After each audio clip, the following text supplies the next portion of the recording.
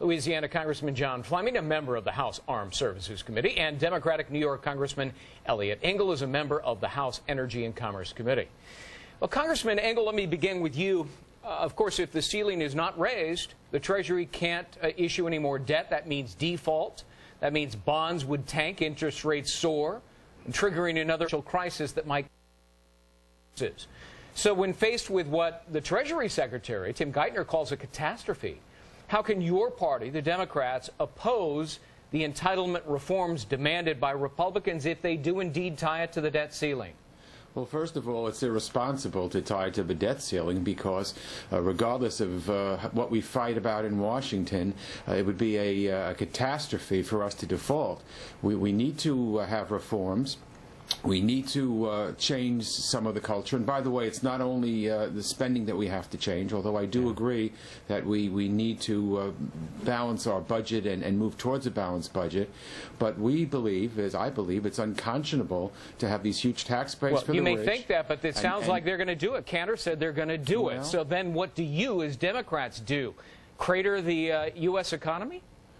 Well, no. If they're going to do it, if they're going to make threats, then they're the ones that are allowing catastrophe to happen. It's not those of us who realize that you shouldn't play a game of chicken. When I was growing up in New York, we had a game of chicken. That's what they're trying to do, and I think it's irresponsible. All right, Congressman Fleming, what about that? I mean, if you guys tie Medicare and Medicaid reform to the debt ceiling, your party is taking an enormous gamble. If the deal isn't worked out, and America defaults and its debt and the economy craters, you guys are going to get the blame, aren't you? Well, remember, Greg, that Republicans control only 1/2 of 1/3 of the government. And we're really in now the second round of a 4-round event. Number one was the CR that we agreed upon, and we deflected spending for the first time in modern history downward. Then we have raising the debt limit coming up. That's going to be a much bigger battle.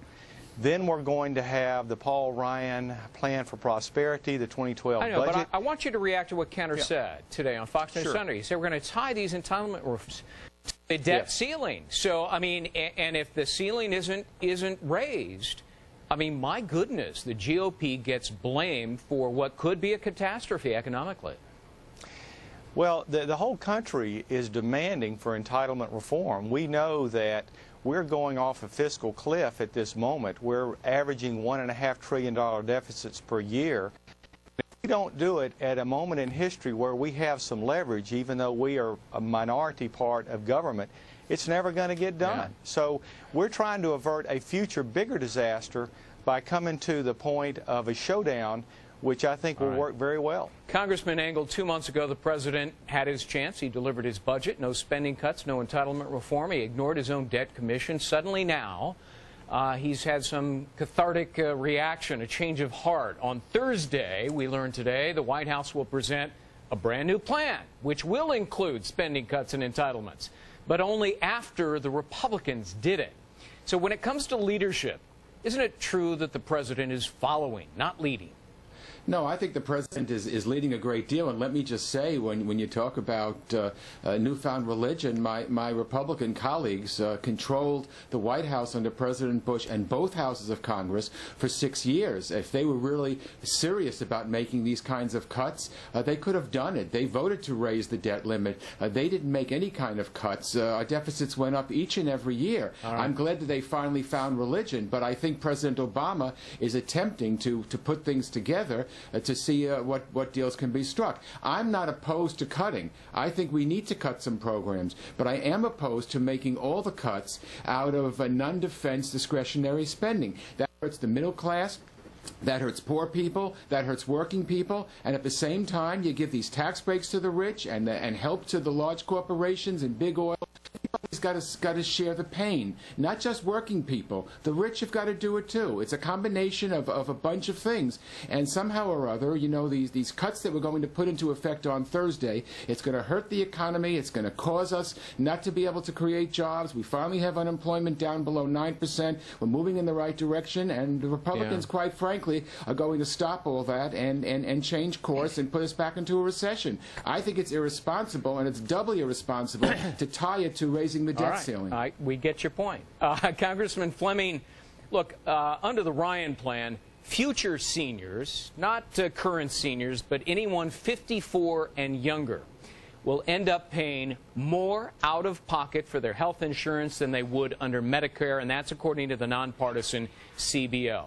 How in the world are you going to sell that to people who have been paying into the system, some of them, for the last 30 or 35 years? Well, very simply, Greg, today under Medicare, if you're a multimillionaire, you get the same subsidy for your health care as anyone else does. I'm not talking about millionaires. I'm talking about people who are 54 and younger. I know, but I'm giving you an example of where we are today. And so under Ryan's plan, as we move forward, every senior citizen will have the same sort of benefits that we in Congress do, and that is you can go out in the marketplace, buy from hundreds of plans, and it'll be means tested so that people who have more limited means will get premium support from the federal government. Congressman Engel, last question to you. It was 4 years ago that Senator Barack Obama voted against raising the debt ceiling, saying that America has a failure in leadership and a debt problem. Well, suddenly, since becoming president, he has increased the debt, and we looked it up, by $4 trillion. Isn't it hypocritical for him to now urge Congress to do what he voted against doing? I think what happens, and you know this, Greg, in Washington generally, the majority party votes to raise the debt limit and the minority party does not. So I think the president is fully aware of... So he didn't vote his conviction? Is that what you're saying? Well, you know, there are a lot of politics, frankly, that comes into every vote. I think that the president understands, the way I understand, and the way the Republicans should understand, that playing chicken with the debt ceiling would be a terrible thing for this country. Again, we all know the American people sent us here to Washington to look, I think, towards the center, quite frankly, and to come up with plans that both sides can compromise on. All right. But what we have is this game of chicken, and this, you know, the Tea Party keeps pushing the Republicans more and more to the right, and that's what we're responding to. That's what they're responding to, and it's irresponsible. Did you see the poll numbers? Half of Americans identify with the Tea Party, not members of Congress. Well, I got to leave it at that. We're completely out of time. I got to get to our correspondent in Libya. Congressman John Fleming, Congressman Elliot Engel, thanks very much. Thank you. All right, thank you, Greg. And make sure to tune in tomorrow morning.